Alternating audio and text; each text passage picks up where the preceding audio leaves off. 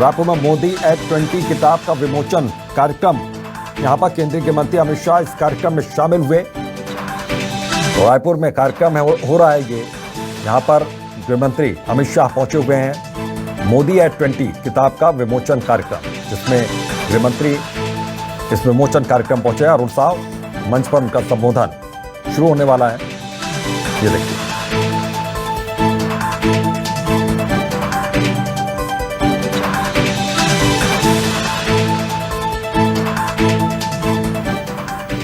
मुख्य वक्ता देश के यशस्वी गृह और सहकारिता मंत्री परम आदरणीय अमित शाह जी, छत्तीसगढ़ के पूर्व मुख्यमंत्री, पार्टी के राष्ट्रीय उपाध्यक्ष आदरणीय डॉक्टर रमन सिंह जी, पार्टी के प्रदेश राष्ट्रीय महासचिव और प्रदेश की प्रभारी आदरणीय डी पुरेंदेश्वरी जी, सह प्रभारी आदरणीय नितिन नवीन जी, छत्तीसगढ़ विधानसभा में नेता प्रतिपक्ष आदरणीय नारायण चंदेल जी, केंद्रीय राज्य मंत्री आदरणीय रेणुका सिंह जी, रायपुर के लोकप्रिय सांसद आदरणीय सुनील सोनी जी, रायपुर के विधायक पूर्व मंत्री आदरणीय बृजमोहन अग्रवाल जी, इस सभागार में उपस्थित विविध क्षेत्रों के विविध विधाओं के लब्ध प्रतिष्ठित सिद्ध हस्ताक्षरगण, उपस्थित भाइयों एवं बहनों, आज पोरा के तिहार है और ये पोरा के तिहार के आप सबको झल्ला मैं गाड़ा गाड़ा बधाई देता हूं, गाड़ा गाड़ा शुभकामना देता हूं। ये छत्तीसगढ़ मातारी के पावन भुइया, भगवान राम के ननिहाल छत्तीसगढ़ में देश के यशस्वी गृह और सहकारिता मंत्री आदरणीय अमित शाह जी का हार्दिक अभिनंदन और स्वागत करता हूं। दुनिया के सबसे लोकप्रिय नेता, हमारे देश के यशस्वी प्रधानमंत्री माननीय नरेंद्र मोदी जी ने मुख्यमंत्री और प्रधानमंत्री के रूप में 20 साल का कार्यकाल पूरा किया है। ये 20 साल की तुलना और अंदाज हम इस प्रकार से कर सकते हैं कि जिस प्रकार से देश के इतिहास का आकलन करते समय हम आकलन करते हैं कि ईसा पूर्व क्या था, ईसा पूर्व क्या हुआ, उसी प्रकार से यदि हम स्वतंत्र भारत के इतिहास का आकलन करना चाहें तो मोदी जी के पूर्व और मोदी जी के बाद इस देश में क्या परिवर्तन आया है, ये तुलना कर सकते हैं। जिस प्रकार से इस देश की राजनीति की दशा और दिशा बदली है, जिस प्रकार से politics for performance, politics for reform, politics for development, ये इस प्रकार का भाव पूरे देश में जगा है। माननीय मोदी जी के नेतृत्व में जो विभिन्न क्षेत्रों में उल्लेखनीय और क्रांतिकारी काम हुए हैं, न केवल देश के लोगों में सरकार के प्रति आस्था बढ़ी है, विश्वास बढ़ा है, दुनिया में भी भारत का मान सम्मान बढ़ा है। इन 20 वर्षों के लेखा जोखा को विभिन्न क्षेत्र के विशेषज्ञों ने अपने तार्किक पूर्ण विश्लेषण से मोदी 20 ड्रीम्स मीट डिलीवरी इस पुस्तक में विस्तार से तार्किक ढंग से विश्लेषण करके इस पुस्तक में उन्होंने उल्लेखित किया है। मैं आप सबसे आग्रह करूंगा कि उस पुस्तक का अध्ययन अवश्य करें। हम सबका सौभाग्य है कि आज ऐसे देश के यशस्वी गृह और सहकारिता मंत्री, जिन्होंने माननीय नरेंद्र मोदी जी के साथ एक सहयात्री के रूप में लगातार उनके साथ कंधे से कंधा मिलाकर काम किया है, और आज जब मोदी जी के किताब के बारे में ये सेमिनार है, उनसे अच्छे व्यक्ति माननीय नरेंद्र मोदी जी के बारे में बताने वाला कोई नहीं हो सकता। और ऐसे में ऐसे देश के यशस्वी गृह मंत्री, सहकारिता मंत्री आदरणीय अमित शाह जी का इस छत्तीसगढ़ की पावन धरा में हार्दिक अभिनंदन करता हूं। आप सभी जो विविध क्षेत्र के अपने अपने क्षेत्र के विशेषज्ञ हैं, अपने अपने क्षेत्र के सिद्धहस्त लोग इस आयोजन में उपस्थित हैं, मैं आप सभी का भी प्रदेश भारतीय जनता पार्टी की ओर से बहुत बहुत अभिनंदन और स्वागत करता हूं और एक बार फिर पूरा तिहार के गाड़ा गाड़ा बधाई देते हुए अपन बात समाप्त करता हूं। जय हिंद, जय भारत, जय छत्तीसगढ़, जय जोहार। आदरणीय अमित शाह जी का और हमारे सभी अतिथियों का पुनः एक बार ताली बजाकर स्वागत करें। और मैं अगले उद्बोधन के क्रम में हमारे राष्ट्रीय उपाध्यक्ष पूर्व मुख्यमंत्री आदरणीय डॉक्टर रमन सिंह जी को निवेदन करता हूं।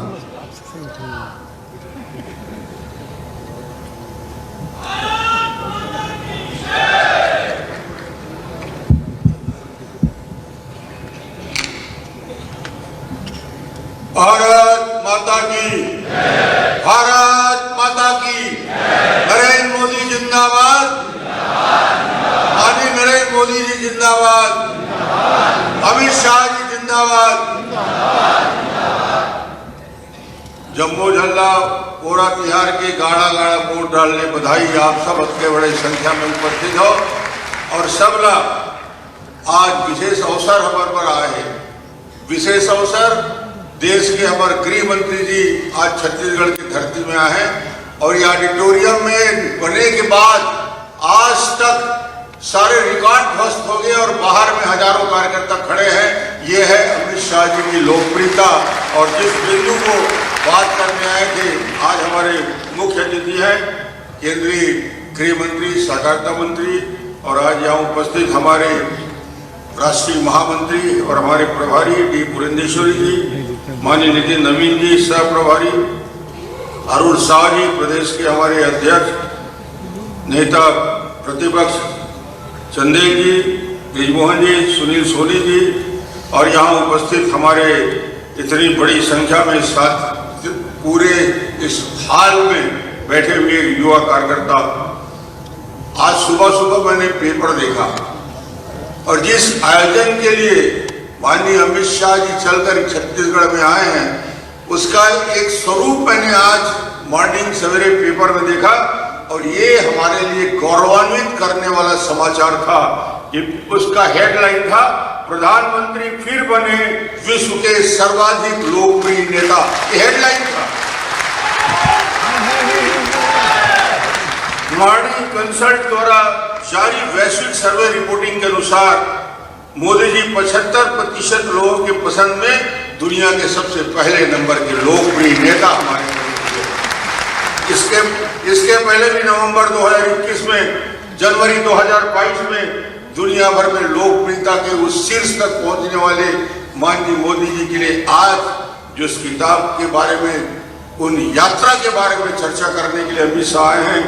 Modi rate of 20 dreams meet delivery, ये अपने आप में संपूर्ण 30 साल की यात्रा का लेखा जोखा है। और आज मैं देख रहा हूं हाल के बाहर और हाल के अंदर एक एक कार्यकर्ता ऊर्जा से भरा हुआ है और ये ऊर्जा भरने का काम माननीय हमारे गृह मंत्री अमित शाह जी की उपस्थिति में एक एक कार्यकर्ता प्रफुल्लित है। और मोदी जी के बारे में कोई बात करने के लिए हिंदुस्तान में क्या दुनिया में अमित शाह से बेहतर आदमी आपको मिलेगा नहीं। 30 साल की राजनीतिक यात्रा, गुजरात से चल के गुजरात के संगठन, गुजरात में मंत्री, उसके बाद केंद्र दिल्ली आने के बाद राष्ट्रीय अध्यक्ष की भूमिका, उसके बाद गृह मंत्री की भूमिका और लगातार सत्ता में रहे या अलग रहे अमित शाह जी साया की तरह उनके साथ रहे। और आज वो हमारे इस बीच इन विषय में बोलेंगे। यदि भारतवासियों के विश्वास को मूर्त स्वरूप में ढाल दिया जाए, भारतवासियों के विश्वास को यदि मूर्त स्वरूप में ढाल दिया जाए तो पूरा हूबहू नरेंद्र मोदी जैसे ही दिखेगा। ये भारत की जनता का विश्वास है। राष्ट्र के प्रति पूर्ण समर्पण और विकास के प्रति नित नए प्रयास करने वाले व्यक्ति का नाम नरेंद्र मोदी है, जो आज हमारे प्रधानमंत्री हैं। ये हम गर्व के साथ कह सकते हैं। इस किताब में अलग अलग दृष्टिकोण, अलग अलग विशेषज्ञों ने अपनी बात रखी है। और इस किताब को मोदी एट रेट ऑफ 20 को यदि हिंदी अनुवाद किताब आएगा तो मुझे लगता है उसका शीर्षक रहेगा संकल्प से सिद्धि तक। यही उसका बेहतर, क्योंकि 20 साल के संघर्ष और इस संघर्ष से और संकल्पों की सिद्धि प्राप्त करने वाले नेता का नाम मोदी जी है। जब बड़नगर से एक नवयुवक कंधे में झोला डाल के जब अपनी यात्रा में निकला, वो नरेंद्र जो नवयुवक था उसकी आंखों में एक सपना था। सपना ये नहीं था कि परिवार को पालना है। मोदी नरेंद्र युवा नरेंद्र के आंख में सपना नहीं था कि मुझे घर चलाना है। उस समय भी जब बड़नगर से एक झोला लटकाए हुए अपनी यात्रा में निकला, उस समय भी उनका प्रयास था कि इस देश को सर्वोच्च स्थान में पहुंचाकर विश्व गुरु का दर्जा कैसे प्राप्त हो जाए, भारत माँ के वैभव को कैसे वापस लौटाया जाए। भारतीयों की आंख में न केवल आंसू पोंछने के लिए निकले थे, बल्कि आंख में सपने रोपने थे। और ये सपने रोपने का काम पिछले 20 साल में, उससे लंबे समय से माननीय मोदी जी कर रहे हैं। राजनीतिक, आर्थिक, रणनीति, कला, संस्कृति, खेल, आध्यात्मिक क्षेत्र के दिग्गजों ने इस पर लेख लिखा है। स्वर्गीय भारत रत्न लता मंगेशकर ने भी अपने भाई के बारे में लिखा है। और मुझे लगता है कि हिंदुस्तान के में इन क्षेत्र में काम करने वाले हम जैसे छोटे छोटे कार्यकर्ता को यदि कहा जाए तो हमारे पास कहने को इतना है कि किताब का स्वरूप बन सकता है। यहाँ जितने बैठे हुए कार्यकर्ता हैं, हम सब ने नरेंद्र मोदी जी को बहुत नजदीक से देखा है। एक बड़े संकल्प के साथ उस यात्रा को प्रारंभ करने वाले नरेंद्र मोदी जी को मैं देखता हूँ कि रिजल्ट क्या हुआ इस 20 साल की यात्रा में।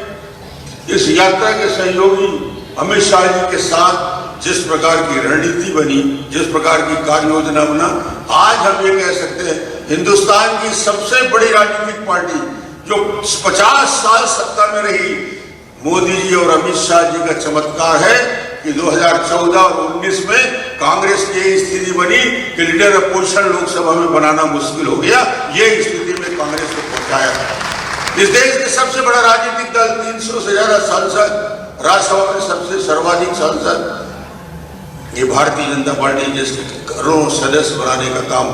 और जब उत्तर प्रदेश में अमित शाह जी की जब जवाबदारी दी गई प्रचंड बहुमत के साथ उत्तर प्रदेश की सरकार, ये पूरा का पूरा यात्रा इतनी लंबी यात्रा है। मैं जानता हूँ ये आप हम सब मुझे सुनने नहीं आए। ईमानदारी के साथ मैं कहूँ, मैं तो आमंत्रित करने आया हूँ माननीय हमारे राष्ट्रीय नेता, गृह मंत्री, पुराने राष्ट्रीय अध्यक्ष को कि आपसे हम सुनना चाहते हैं। आपका अनुभव हम सबसे 100 गुना ज्यादा होगा। इसलिए मैं आप आज छत्तीसगढ़ आगमन के लिए आप सब की ओर से, पूरी छत्तीसगढ़ की जनता की ओर से इस पूर्व के अवसर पर मोदी जी का, अमित शाह जी का अभिनंदन करता हूं। एक बार ताली बजा के स्वागत करेंगे। बोलिए भारत माता की। हम सबका सौभाग्य कि आदरणीय अमित शाह जी आज हमारे बीच में उपस्थित हैं। स्वतंत्र भारत के प्रथम गृह मंत्री सरदार पटेल जी ने 562 देशी रियासतों का एकीकरण करके भारत की एकता और अखंडता को सुनिश्चित करने का जो महाआगाज किया था, उसको आज हमारे गृह मंत्री जी ने 5 अगस्त के दिन में, इस दिन को इतिहास में अमर करते हुए 370 हटाते हुए सरदार पटेल जी के काम को वास्तविक अर्थों में पूरा किया है। ऐसे अमित शाह जी, उनको इस कार्यक्रम में सर डॉक्टर्स, इंजीनियर्स, वकील ये सब उपस्थित हैं, पद्मश्री अवार्डी, मीडिया के वरिष्ठ जन सब उपस्थित हैं। और इस कार्यक्रम को बाहर भी लोग एलईडी के माध्यम से देख रहे हैं। और हमारे छत्तीसगढ़ के 30 जिलों में, संगठन के 30 जिलों में ऑनलाइन सभी लोग इस कार्यक्रम को देख रहे हैं। सर दो लाइनों के साथ मैं आदरणीय अमित शाह जी को आमंत्रित करना चाहूंगा। मेरा पानी उतरता देख, मेरे किनारे पर घर मत बना लेना, मैं समंदर हूं, लौट कर वापस आऊंगा। आदरणीय अमित शाह।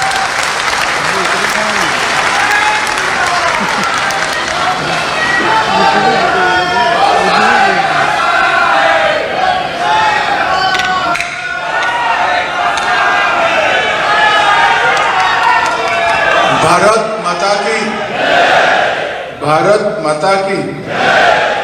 मंच पर उपस्थित भारतीय जनता पार्टी के प्रदेश अध्यक्ष श्रीमान अरुण साव जी, भाजपा के वरिष्ठ नेता, पूर्व मुख्यमंत्री छत्तीसगढ़ के, जिन्होंने छत्तीसगढ़ के विकास और नक्सलवाद पर नक्कल कसने के लिए बहुत अहम भूमिका निभाई है, जैसे डॉक्टर रमन सिंह जी, भारतीय जनता पार्टी की महासचिव और छत्तीसगढ़ की प्रभारी बहन पुरंदेश्वरी जी, हमारे सहप्रभारी और भाजपा के युवा नेता नितिन नवीन जी, मंत्रिपरिषद में मेरी साथी श्रीमती रेणुका सिंह जी, श्री बृजमोहन अग्रवाल जी, श्री सुनील सोनी जी और आज इस कार्यक्रम में उपस्थित सभी छत्तीसगढ़ के अनेक क्षेत्रों के अंदर अपने अपने कर्तृत्व से अपना स्थान तय करने वाले सभी क्षेत्रों के गणमान्य जन, भाइयों बहनों और भारतीय जनता पार्टी के कार्यकर्ता बंधु भगिनी, आप सभी को बहुत बहुत प्रणाम, बहुत बहुत जोहार। आज सबसे पहले तीजापुरा के हमारे उत्सव का आप सभी को बहुत बहुत शुभकामनाएं देना चाहता हूं और विशेषकर छत्तीसगढ़ की सभी माताओं बहनों को भी बहुत बहुत मेरी ओर से मैं शुभकामनाएं देना चाहता हूं। मित्रों, आज मोदी जी के 20 साल के पहले गुजरात के मुख्यमंत्री और बाद में देश के प्रधानमंत्री नाते उनका जो कार्यकाल है उसको समेटते हुए कुछ लोगों ने कुछ तथ्य उकेरने का प्रयास किया है। उसको एक पुस्तक के अंदर संकलित किया गया है, मोदी एट 20, और आज छत्तीसगढ़ की जनता के सामने इसका परिचय रखा गया है। वैसे तो पुस्तक का विमोचन हो चुका है, परंतु आज छत्तीसगढ़ में पहली बार इस पुस्तक पर संवाद के माध्यम से छत्तीसगढ़ की जनता को इसका परिचय देने का कार्यक्रम। मित्रों, मोदी जी का नाम और मोदी जी का काम, इसके बारे में देश की जनता को बताने की कोई जरूरत नहीं। देश के किसी भी कोने में, किसी भी उम्र के व्यक्ति को, किसी भी जाति के व्यक्ति को, अगर आप नरेंद्र मोदी जी को बारे में पूछना चाहेंगे तो हर कोई काफी कुछ बता सकता है। मोदी को हर व्यक्ति ने अपने अपने नजरिए से देखा है। किसी को वो गरीबों का कल्याण करने वाला एक समाज सेवक दिखाई पड़ता है, किसी को देश की सुरक्षा को सुनिश्चित करने वाला दृढ़ इच्छा शक्ति वाला एक मजबूत नेतृत्व दिखाई पड़ता है, किसी को सालों पुरानी हमारी संस्कृति के गौरव को विश्व के अंदर हजारों सूर्य के समान आभा के साथ पहुंचाने वाला एक तपस्वी दिखता है, किसी को योग को पूरे विश्व में पहुंचाने वाला व्यक्ति दिखाई पड़ता है, किसी को भारत के अंदर विश्व के सभी प्रकार के प्लेटफॉर्म पर भारत को गौरव के साथ रखने वाला भारत माता का एक बहुत पुण्यशाली पुत्र दिखाई पड़ता है। युवाओं को इसके अंदर, मोदी जी के अंदर युवाओं को स्टार्टअप के लिए रास्ता बताने वाला एक मार्गदर्शक दिखाई पड़ता है। तो गरीब के घर के अंदर गैस, बिजली, पानी, स्वास्थ्य सुविधाएं, अनाज और घर ही देने वाला एक गरीबों का उदाहरण दिखाई पड़ता है। मोदी जी को अनेक रूप में अनेक लोगों ने देखा है, अनेक लोगों ने अनुभव किया है। मोदी जी के बारे में कोई बात करना, 25, 30, 40 मिनट के अंतराल के अंदर बात करना, एक पुस्तक के कुछ 100, 300, 400 पेज के अंदर उनके कर्तृत्व को समाहित करना, ये संभव नहीं है। 50 साल का सार्वजनिक जीवन और 50 साल का सार्वजनिक जीवन केवल और केवल उद्धत गति से सोचने वाले व्यक्ति का जीवन, केवल और केवल अपने अलावे दूसरे के लिए सोचने वाले व्यक्ति का जीवन, केवल और केवल मां भारती को विश्व में सर्वोच्च स्थान पर पहुंचाने के लिए यत्न करने वाले व्यक्ति का जीवन। इसके लिए किसी भी पुस्तक या किसी भी शब्दों में इसको बांध पाना बड़ा दिक्कत बात है। और मेरी तो बहुत मर्यादा है, ना मैं साहित्यकार हूं ना अच्छा लिख पाता हूं। ऐसे एक आर्टिकल मैंने भी इस पुस्तक के अंदर लिखा है, भारतीय जनता पार्टी की कार्यकर्ता की नजर से नरेंद्र मोदी, मैंने एक आर्टिकल लिखा है। परंतु मित्रों, अनेक विध उपलब्धियों को इस पुस्तक के अंदर समेटना, इसके अंदर जो लेख लिखे हैं उन लोगों के लिए भी बहुत दिक्कत है। परंतु नरेंद्र मोदी जी के जीवन को इसलिए लोगों के सामने ले जाने की जरूरत है क्योंकि इसमें से प्रेरणा मिल सकती है, इसमें से ऊर्जा मिल सकती है, इसमें से मार्गदर्शन मिल सकता है। और लाखों करोड़ों युवा इस रास्ते पर अगर चल भी पड़ते हैं तो देश का कल्याण इसी से हो जाता है। कितने लोग नरेंद्र मोदी बन पाएंगे, कितने लोग नरेंद्र मोदी जैसा बन पाएंगे, ये बात का सवाल है। मगर उस रास्ते पर चलने का यत्न भी करते हैं, प्रयास भी करते हैं, तो वो प्रयास मात्र से देश का बहुत बड़ा उद्धार हो जाएगा। मुझे कई लोगों ने कहा कि नरेंद्र भाई का प्रधानमंत्री बनने के बाद देश के अंदर बहुत बड़ा परिवर्तन दिखाई पड़ता है, आपको इसका कारण क्या है? बहुत सारे कारण हो सकते हैं, मगर देश के 7 करोड़ गरीबों को पहली बार अनुभव आया है कि आजादी के बाद मेरा भी अस्तित्व इस देश में है। 60 करोड़ लोग ऐसे थे जिनके घर में ना बैंक अकाउंट था, ना लाइट थी, किसी के पास घर ही नहीं था, शौचालय नहीं था, गैस नहीं था, स्वास्थ्य की सुविधाएं नहीं थी, खाने पीने का अनाज नहीं था। ये 60 करोड़ लोगों के लिए बातें होती थी, काम कुछ नहीं होता था। नरेंद्र मोदी आने के बाद पहली बार 60 करोड़ लोगों के जीवन के अंदर एक सार्थक परिवर्तन दिखाई पड़ा। इस देश के अंदर करोड़ों शौचालय बने। शौचालय बनना आज किसी विकासशील देश के लिए, पढ़े लिखे लोगों के लिए, यहाँ डॉक्टर साहब भी बैठे होंगे, इंजीनियर भी बैठे होंगे, क्या अभी कोई शौचालय की बात करते हो? मगर जिसके घर में शौचालय न हो, इसकी तकलीफ जिसके घर में शौचालय है वो नहीं समझ सकता। विशेषकर माताओं और बहनों को सम्मान देने के काम करेंगे। कई करोड़ लोग ऐसे थे जिनके पास घर ही नहीं थे। कई करोड़ लोग ऐसे थे जिनके घर में आजादी के 75 साल के बाद भी बिजली कभी पहुंची नहीं थी। कई करोड़ लोग ऐसे थे जो घर में चूल्हे पर कंडे और टहनियां जलाकर धुएं से भरे हुए घर के अंदर अपना खाना पकाते थे। कई करोड़ लोग ऐसे थे जिनके पास इलाज का कोई रास्ता नहीं थे। सारी सुविधाएं एक 8 साल के अंतराल में एक नरेंद्र मोदी नाम के व्यक्ति ने कर दी। इसका कारण क्या? पहले भी कई लोग आए, गरीबी हटाओ के नारे भी लगे, कई बार चुनाव भी जीते, गरीबों के घर पर जाकर खाना भी खाया, मगर गरीबी नहीं गई। उसका जीवन स्तर उठाने का काम केवल और केवल नरेंद्र भाई ने किया है। तो इसका मूल कारण है वो एक गरीब के घर में, चाय बेचने वाले के घर में जन्म लेकर इतनी बड़ी ऊंची जगह पे पहुंचे हैं। उन्होंने गरीबी को देखा, उन्होंने गरीबी को अनुभव किया।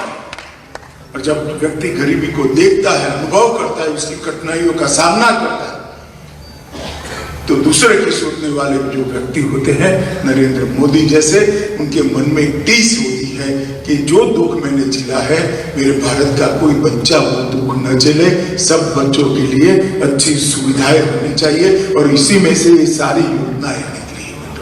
आज दुनिया के सारे देश, बड़े बड़े पंडित जो डेवलपमेंट की चिंता करते हैं, चर्चा करते हैं, वो चकाचौंध हो जाते हैं जब हमारे आंकड़े को जमीन पर उतरता हुआ देखते हैं। ऐसा कैसे हो सकता है? मगर ये संभव है। तो नरेंद्र मोदी एक ऐसा व्यक्ति है जो बुराई में से भी अच्छाई को निकाल लेता है।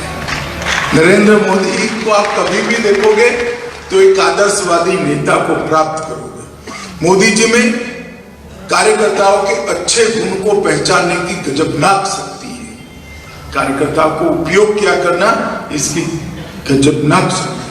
मैंने मोदी जी जैसा लिसनर नहीं देखा। मैं हमेशा कहता हूं मोदी जी ग्रेट लिसनर है। घंटों घंटों तक लोगों को सुनते हैं, ध्यान मग्न होकर सुनते हैं और उनकी बातों में से काफी कुछ अच्छा निकाल लेते हैं। उनकी सोचने की दिशा डीए की लॉ की तरह होती है, जो हमेशा ऊर्ध्व गति में जाती है, कभी भी नीचे नहीं आती। जैसे दिया आप प्रगटाओगे तो उसकी लॉ हमेशा ऊर्ध्व गति में जाएगी, और उजासने की मोदी जी की सोच भी हमेशा ऊर्ध्व गति की ओर से होती है। राष्ट्र प्रथम उनके जीवन का केवल मंत्र नहीं है, उन्होंने वो मंत्र को कर्तृत्व में उतारने का काम किया है। वो कठोर प्रशासक है।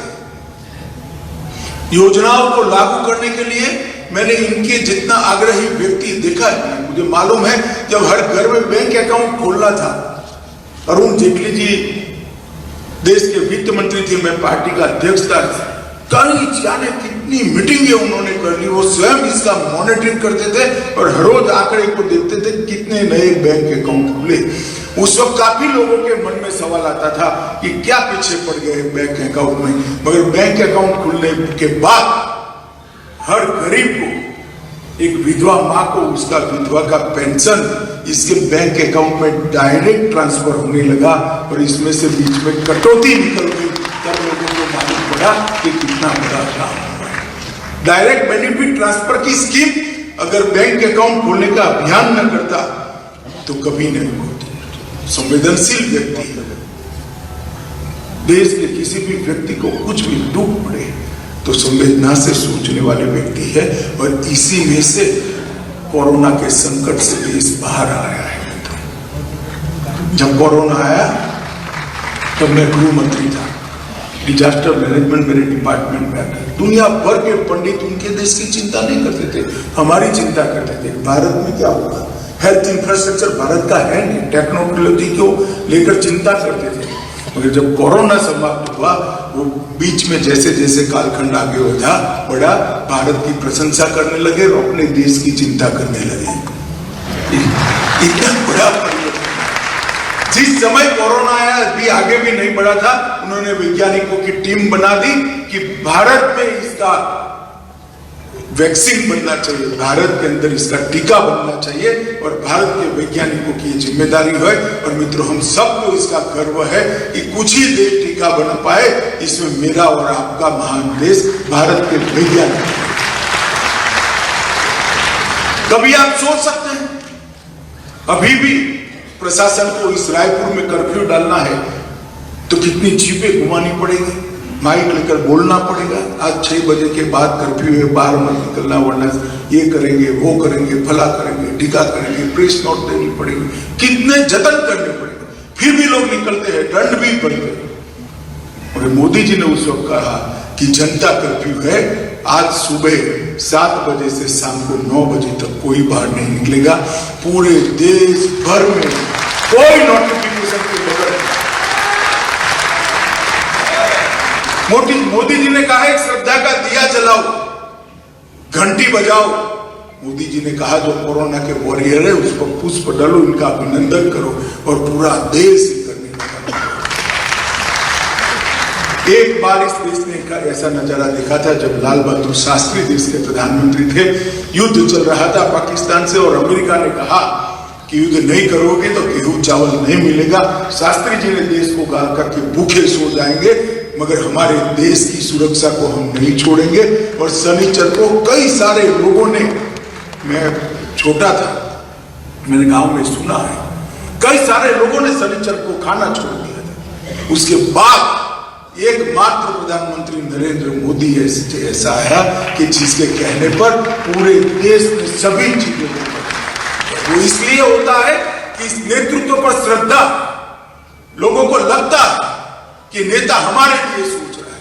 और देखिए साहब, 130 करोड़ की आबादी 2 डोज देना था, आज 225 करोड़ से ज्यादा डोज दे दिए, किसी को कोई तकलीफ नहीं पड़ी, और कोरोना के बाहर आकर अच्छे विकसित देशों को भी वैक्सीनेशन देने में आज भी लक्ष्य पूरा नहीं हुआ है। हमारे दोनों डोज हो गए और तीसरा डोज भी मुफ्त देने का काम अभी चल रहा है। और किस तरह से आप गए, लाइन में खड़े रहे, डोज लिया, कॉफी पी, और बाहर निकलने से पहले आपके मोबाइल पर मोदी जी की हंसती हुई फोटो के साथ सर्टिफिकेट भी आ गया। सर्टिफिकेट लेने के लिए भी किसी को कहां नहीं जाना पड़ा। टेक्निक का इसका इतना बहुत उपयोग, कोविन ऐप को 170 से ज्यादा देशों ने अपने यहाँ स्वीकार किया है और हमने हंसते हंसते कोई रॉयल्टी लिए बगैर दुनिया भर को दिया है। वैक्सीन भी दुनिया भर को देने का काम हमारे पास। ये बताता है कि कोई देश का प्रधानमंत्री अगर चिंता करता है, चिंतन करता है, संवेदनशीलता के साथ काम करता है, तो किस प्रकार के परिणाम, किस प्रकार के नतीजे आते हैं उसका। मोदी जी का एक बहुत बड़ा योगदान है राजनीति में। मुझे ठीक याद है, मैं बचपन से राजनीतिक विश्लेषक रहा, बचपन से मुझे इसकी ट्रेनिंग भी दी गई है। एक कालखंड आया था देश में 2010 से 2014 का, पूरा देश निराश हो गया। यूपीए की सरकार थी, कांग्रेस की सरकार थी, मनमोहन सिंह की सरकार थी, चलाती सोनिया गांधी जी थी, और उस वक्त 12 लाख करोड़ के घपले, घोटाले, भ्रष्टाचार हुए, न जाने कितनी निर्भयाओं पर बलात्कार हुआ, देश की सीमाओं की कोई सुरक्षा का ठोर ठिकाना नहीं था, दुनिया में देश का सम्मान नहीं था, अर्थतंत्र के सारे सूचकांक औंधे मुंह गिर गए थे। देश का भविष्य क्या है ये धुंधला सा हो गया था, और देश के लोग सोचने लगे थे कि हमारी मल्टी पार्टी डेमोक्रेटिक सिस्टम, हमारी बहुपक्षीय संसदीय लोकतांत्रिक व्यवस्था विफल हो गई है क्या? ये पद्धति से देश आगे बढ़ पाएगा क्या? ये पद्धति से देश अपनी दुनिया में जगह बना पाएगा क्या? ऐसा क्वेश्चन मार्क हुआ था। और उसी वक्त भारतीय जनता पार्टी ने 2014 में नरेंद्र मोदी जी को अपना प्रधानमंत्री पद का प्रत्याशी घोषित किया, और जो आंदोलन कर रहे थे युवा, वो समर्थन में खड़े हो गए, और 30 साल के बाद पहली पूर्ण बहुमत की सरकार बनी, पहली गैर कांग्रेसी 2/3 बहुमत वाली सरकार बनी, जिसके नेता नरेंद्र मोदी बने। और मित्रों, 2014 से 2022 से 8 साल के अंदर जहां हर लोकतंत्र के प्रति आस्था चरमरा गई थी, डिग गई थी आस्था, वही देश के अंदर आज कहते हैं ना, अब हम सफल लोकतंत्र है, विश्व का सबसे बड़ा लोकतंत्र है, लोकतंत्र पैदा ही होता है, हम लोकतंत्र की जननी, ये आत्मविश्वास जो खड़ा हुआ है 8 साल के मोदी जी के बहुत अच्छे शासन, मोदी जी का सबसे बड़ा अगर योगदान है तो इस 130 करोड़ की जनता के मन में लोकतंत्र के प्रति आस्था को पाताल से भी गहरी करने का काम किया। जब मोदी जी देश के प्रधानमंत्री बने, उसके पहले 3 नासूर थे, 3 नासूर, परिवारवाद, भ्रष्टाचार और तुष्टीकरण। ज्यादा से ज्यादा पार्टी आप उठाकर देख लीजिए, भारतीय जनता पार्टी के अलावा सभी पार्टियों को उठाकर लीजिए, बाप के बाद बेटा, बेटा कैसा है देखना ही नहीं, बेटा ठीक नहीं तो उसका दूसरा भाई, अगर नहीं है तो दामाद की लाइन लगाकर बैठे हैं।